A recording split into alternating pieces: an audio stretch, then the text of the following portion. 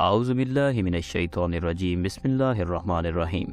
हकीकत वज़ाइफ के देखने और सुनने वाले तमाम ही नाज़रीन और सामाईन को खुशामदीद कहते हैं, और हम उम्मीद करते हैं कि आप जहाँ भी होंगे अल्लाह ताला के फजल व करम से खैर आफियत के साथ होंगे। नाज़रीन, आज की इस वीडियो में हम आपके साथ एक बहुत ही ख़ास वाक़या लेकर हाजिर हुए हैं। ये वाक़या हज़रत शमवील अलैहिस्सलाम का है और तालूत और जालूत का वाक़या है। सबसे पहले हम आपके साथ जिक्र करते चलें कि हज़रत शमवील अलैहिस्सलाम कौन थे। हज़रत शमवील अलैहिस्सलाम को अशमवील भी कहा जाता है। इनका नाम नसब यूँ है, शमवील बिन बाली बिन अलकमा बिन यरखाम बिन थोबन तहयू बिन सौफ बिन अलकमा बिन माहित बिन अमूसा बिन गजरिया। हज़रत मकातिल फरमाते हैं कि शमवील अलैहिस्सलाम हारून अलैहिस्सलाम के वारिसों में से हैं, और मुजाहिद कहते हैं कि वो शमवील बिन हल्फाका हैं। उन्होंने इससे ज़्यादा सिलसिला नसब बयान नहीं किया। और हज़रत सदी ने अपनी सनद के साथ हज़रत इब्ने अब्बास रज़ी अल्लाह ताला अन्हो और हज़रत इब्ने मसूद को दीगर बहुत से सहाबा रज़ी अल्लाह ताला अन्हा से बयान किया है कि जब गज़ा और अस्कलान में बनी इसराइल पर अमालका का कब्ज़ा हो गया और इन लोगों ने कत्ल गारत का बाजार गर्म किया और इनके बहुत से लोग कैद कर लिए गए, तब लावी के ख़ानदान में कोई नबी बाकी ना रहा और इनमें सिर्फ हामिला औरत बाकी रह गई। तो उन्होंने अल्लाह ताला से औलाद नरीना की दुआ की। अल्लाह ताला ने इनकी दुआ को कबूल किया और इनको एक बच्चा इनायत फरमाया। उन्होंने इसका नाम शमवील रखा। इब्रानी ज़बान में इसका तर्जमा इस्माइल है, यानी अल्लाह ने मेरी दुआ कबूल की। अब बच्चा जवान हुआ तो माँ बच्चे को मस्जिद ले गई और इसे एक नेक आदमी कर सपुर्द किया ताकि वो अच्छे काम और इबादत का तरीका सीख ले। वो इसके पास ठहर गया। जब वो मुकम्मल जवान हुआ तो एक रात वो सोया हुआ था कि मस्जिद के एक कोने से आवाज़ सुनाई दी, तो वो घबरा कर बेदार हुआ और उसने समझा कि उस्ताद इसे बुला रहा है। इसने जब जाकर पूछा कि क्या आपने मुझे बुलाया था, तो उस्ताद साहब ने इसे परेशान करना मुनासिब न समझा और कहा कि हाँ, आप सो जाएं, कोई बात नहीं। तो वो सो गया, लेकिन फिर यही मामला दोबारा पेश आया। दरहकीकत हज़रत जिब्राईल अलैहिस्सलाम ने इनको बुलाया था। आप आए तो उन्होंने फरमाया, अल्लाह ताला ने आपको आपकी कौम की तरफ नबी बनाकर मबूस फरमाया है। अल्लाह ताला अपनी किताब कुरान मजीद में सूरह बकरा की आयत नंबर 246 से 251 में फरमाता है कि क्या आपने बनी इसराइल की जमात को नहीं देखा जब उन्होंने अपने नबी को कहा कि किसी को हमारा बादशाह बना दीजिए ताकि हम अल्लाह ताला की राह में जिहाद करें। नबी अलैहिस्सलाम ने फरमाया कि मुमकिन है कि जिहाद फ़र्ज होने के बाद तुम जिहाद ना करो। उन्होंने कहा कि भला हम खुदा की राह में जिहाद क्यों ना करेंगे जबकि हम अपने घरों से उजाड़ दिए गए हैं और बच्चों से दूर कर दिए गए हैं। फिर जब इन पर जिहाद फ़र्ज हो गया तो सिवाय थोड़े से लोगों के सब फिर गए, और अल्लाह ताला इन जालिमों को खूब जानता है। और इनको इनके नबी ने कहा कि अल्लाह ताला ने तालूत को तुम्हारा बादशाह मुकर्रर किया है। वो कहने लगे कि हम पर इसकी हुकूमत कैसे हो सकती है, हम बादशाहत के इससे ज़्यादा हकदार हैं और इसको माली कुशात की भी नहीं दी गई है। अल्लाह ताला के नबी ने फरमाया कि अल्लाह ने इसे तुम पर बरगजीदा किया है और इसे इल्मी और जिस्मानी बरतरी अता फरमाई है। बात यह है कि अल्लाह ताला जिसे चाहता है अपना मिल्क देता है। अल्लाह ताला कुशादगी वाला और इल्म वाला है। और इनके नबी ने इनको कहा कि इस बादशाहत की निशानी ये है कि तुम्हारे पास वो संदूक आ जाएगा कि जिसमें तुम्हारे रब की तरफ से सकीनत है और आले मूसा और आले हारून का बकिया तरका है। फरिश्ते इसे उठा कर लाएंगे। यकीनन ये तो तुम्हारे लिए खुली दलील है अगर तुम ईमान वाले हो। फिर जब तालूत लश्कर को लेकर निकले तो कहा कि यकीनन अल्लाह ताला तुमको एक नहर से आजमाने वाला है।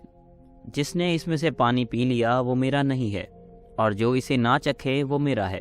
हाँ, ये और बात है कि वो अपने हाथ से एक चुल्लू भर पानी पी ले, लेकिन सिवाय चंद के बाकी सब ने पानी पी लिया।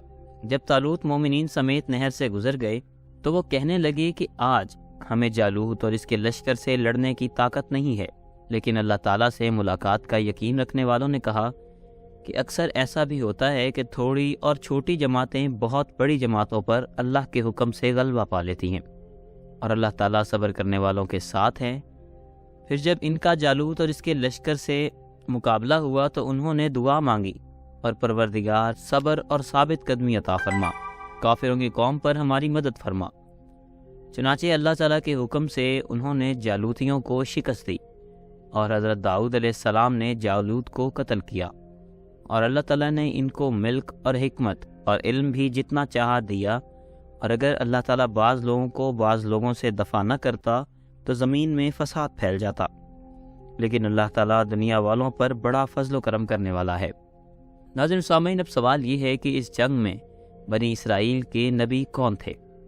اکثر مفسرین کہتے ہیں کہ اس قصہ میں مذکور قوم بنی اسرائیل کے نبی شمویل علیہ السلام تھے۔ بعض نے شمعون بیان کیے ہیں، اور بعض کا خیال یہ ہے کہ یہ دونوں نام ایک ہی نبی کے ہیں، اور بعض نے کہا ہے کہ حضرت یوشع علیہ السلام ہیں، لیکن یہ آخری قول بعید ہے، کیونکہ امام ابو جعفر ابن جریر نے اپنی تاریخ میں ذکر کیا ہے کہ حضرت یوشع علیہ السلام کی وفات اور حضرت شمویل علیہ السلام کے نبی بننے کے درمیان تقریباً 400 سال کا فاصلہ ہے۔ واللہ عالم۔ الغرض جب اس قوم کو لڑائیوں نے کمزور اور ضعیف کر دیا اور ان کے دشمن ان پر غالب آ گئے، تو انہوں نے اپنے دور کے اللہ تعالیٰ کے نبی سے ایک بادشاہ بنانے کا مطالبہ کیا تاکہ ہم اس کی اطاعت اور فرما برداری کریں اور اس کے جھنڈے تلے دشمنوں سے لڑیں۔ ان کے نبی نے ان سے کہا کہ ممکن ہے کہ اگر تم پر جہاد فرض کر دیا جائے تو تم جہاد نہ کرو گے، اور انہوں نے کہا کہ بھلا ہم لوگ جہاد کیوں نہ کریں گے؟ یعنی ہمیں کوئی چیز روک سکتی ہے؟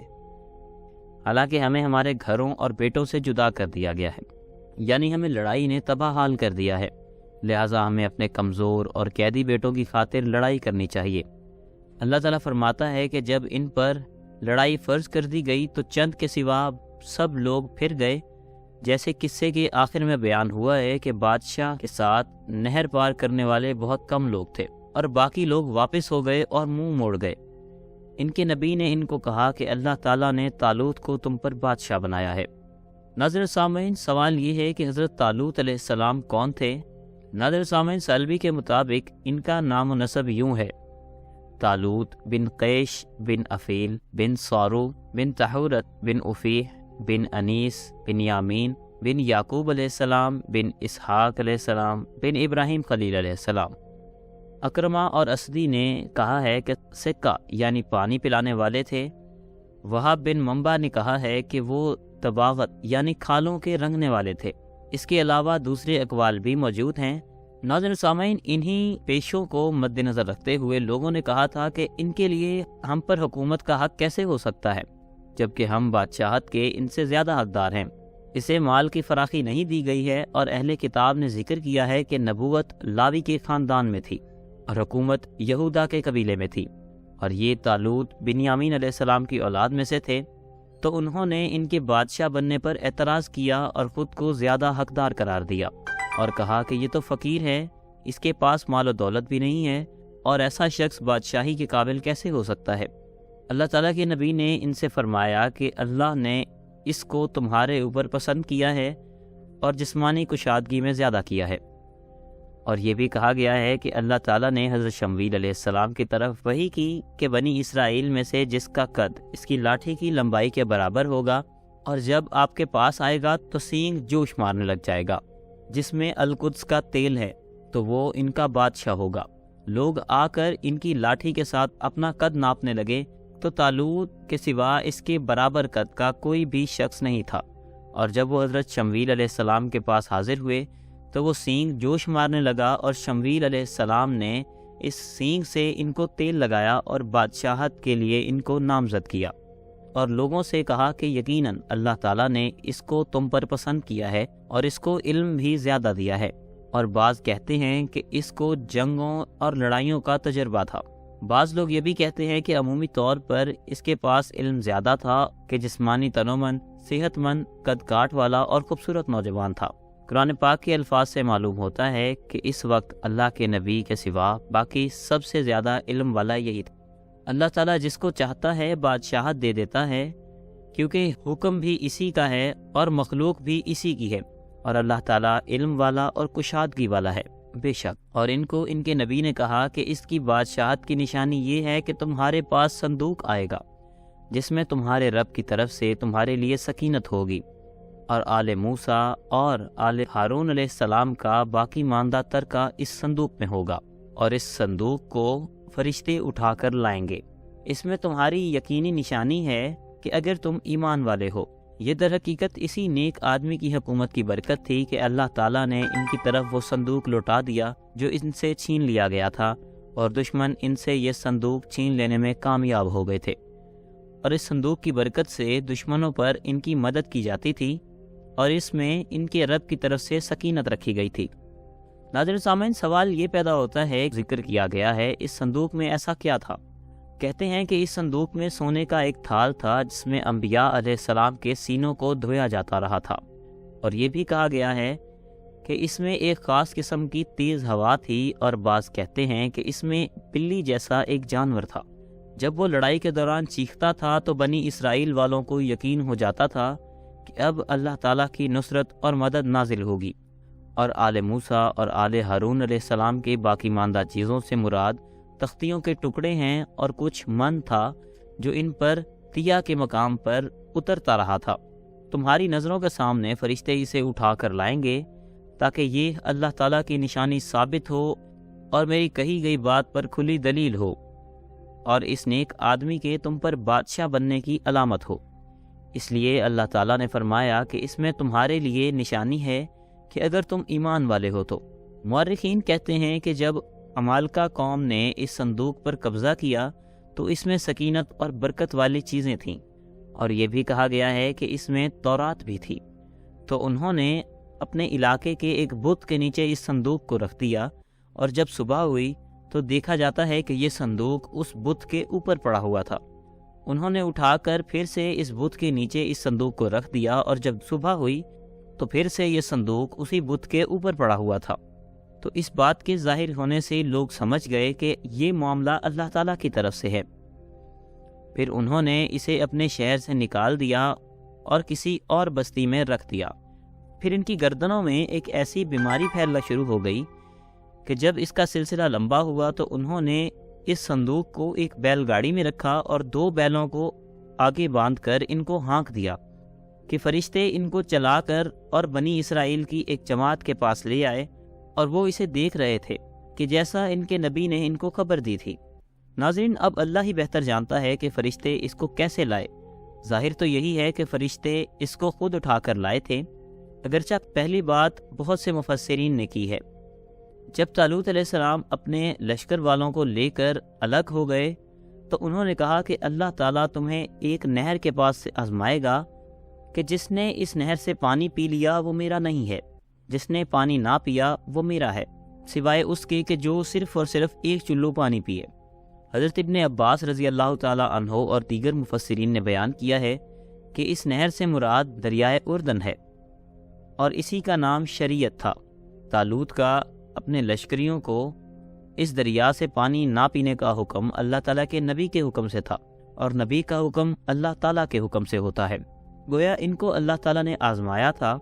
طالوت علیہ السلام نے کہا کہ جو اس نہر سے پانی پیے گا وہ میرے ساتھ جنگ میں شریک نہ ہوگا، اس سے پانی نہ پینے والا ہی صرف میرے ساتھ آئے۔ ہاں، ہاتھ کے ساتھ چلو لے لینا اور بات ہے، یعنی اس بات میں کوئی حرج نہیں۔ اللہ تعالیٰ فرماتے ہیں کہ تھوڑے لوگوں کے سوا سبھی لوگوں نے پانی پی لیا۔ ناظرین سامعین، اب یہاں پر سوال یہ پیدا ہوتا ہے کہ جب سب کے سب لوگوں نے پانی پی لیا اور تھوڑے سے لوگ ہی باقی رہ گئے تو اس لشکر کی کل تعداد کتنی تھی؟ سعدی فرماتے ہیں کہ لشکر کی کل تعداد تقریباً 80,000 تھی۔ 76,000 لوگوں نے پانی پی لیا اور صرف 4,000 لوگوں کا ہی لشکر باقی رہ گیا۔ حضرت برہ بن عازب سے مروی ہے اور وہ فرماتے ہیں اصحاب محمد صلی اللہ علیہ وسلم بیان کرتے ہیں کہ اصحاب بدر کی تعداد اصحاب طالوت کے برابر تھی جو اس کے ساتھ نہر پار کر گئے تھے۔ یاد رہے کہ اصحاب بدر کی تعداد کل 313 تھی، اور یہ نہر عبور کرنے والے 310 سے کچھ زیادہ تھے۔ اس لحاظ سے سعدی کا قول محل نظر ہے، کیونکہ بیت المقدس کی سرزمین میں لڑنے والے لشکر کا 80,000 کی تعداد میں جمع ہونا ممکن نظر نہیں آتا۔ واللہ عالم۔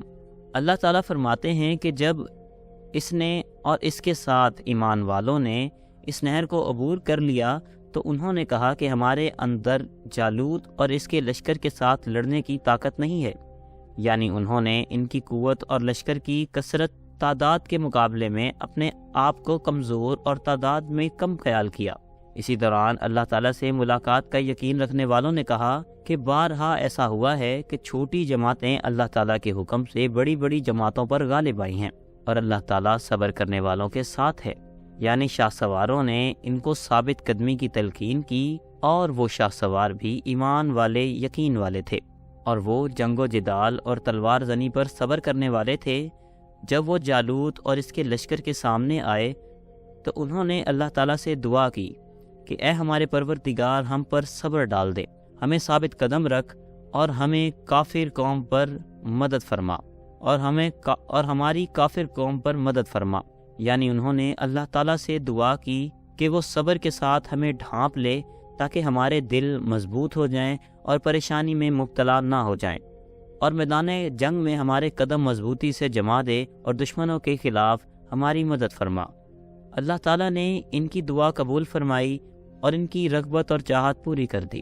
اس لیے اللہ تعالیٰ فرماتے ہیں کہ پس انہوں نے اللہ تعالیٰ کے حکم سے ان کو شکست دی، یعنی اللہ کی قوت اور نصرت سے ان کو شکست سے دوچار کیا، نہ کہ اپنی قوت اور تعداد اور سامان حرب سے، کیونکہ دشمن کو کثرت تعداد اور لڑائی کے سامان اور اسلحہ کے لحاظ سے ان پر بہت زیادہ برتری حاصل تھی۔ جیسا کہ اللہ تعالیٰ نے اصحاب بدر کی مدد کرنے کے متعلق فرمایا ہے سورہ آل عمران کی آیت نمبر 123 میں، اللہ تعالیٰ فرماتے ہیں، اور یقیناً اللہ تعالیٰ نے بدر کے مقام پر تمہاری مدد کی جبکہ تم کمزور تھے، اور اللہ تعالیٰ کا فرمان ہے، اور داؤد نے جالوت کو قتل کیا، اور اللہ تعالیٰ نے اسے بادشاہت اور حکمت و دانائی سے نوازا، اور جو چاہا اس کو سکھایا۔ قرآن مجید کی مذکورہ آیت سے داؤد علیہ السلام کی شجاعت اور بہادری ثابت ہوتی ہے، اور انہوں نے اس جیسا بہادر شخص قتل کر دیا جس سے پورا لشکر ذلیل و رسوا ہوا۔ اس غزوہ سے بڑھ کر کوئی بھی غزوہ عظیم نہیں ہو سکتا، اور اس میں دشمن کا بادشاہ کام آیا۔ اس وجہ سے بہت سا سامان غنیمت ہاتھ آیا، اور بڑے بڑے بہادر اور جری لوگ قید ہو گئے، اور ایمان کا کلمہ بتوں پر غالب آیا، اور اللہ تعالیٰ کے ولی اس کے دشمن کے سامنے سرخرو ہوئے، اور دین حق باطل پر غالب آیا۔ صدی نے رائے بیان کی ہے کہ داؤد علیہ السلام اپنے 13 بھائیوں میں سے سب سے چھوٹے تھے۔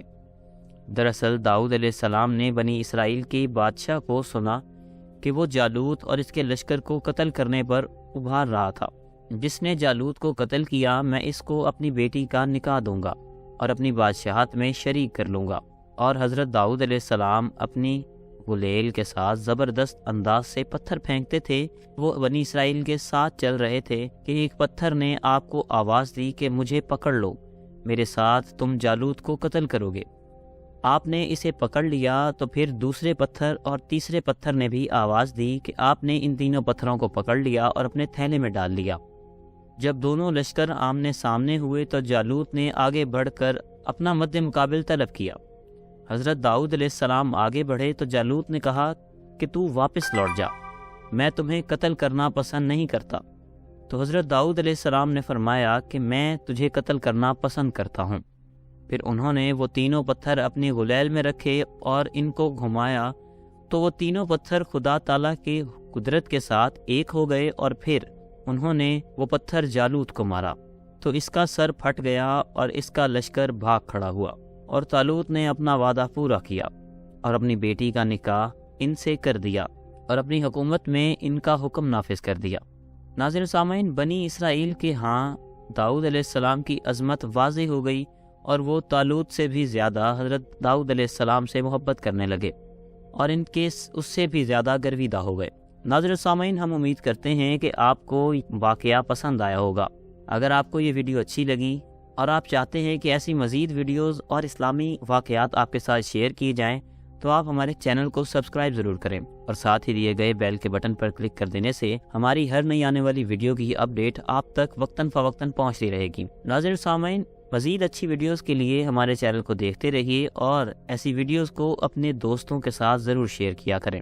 ہم آپ کے ساتھ حاضر ہوں گے مزید ایسی فائدہ مند اور انفارمیٹیو ویڈیوز لے کر۔ جب تک کے لیے ہمیں دے اجازت، اللہ حافظ۔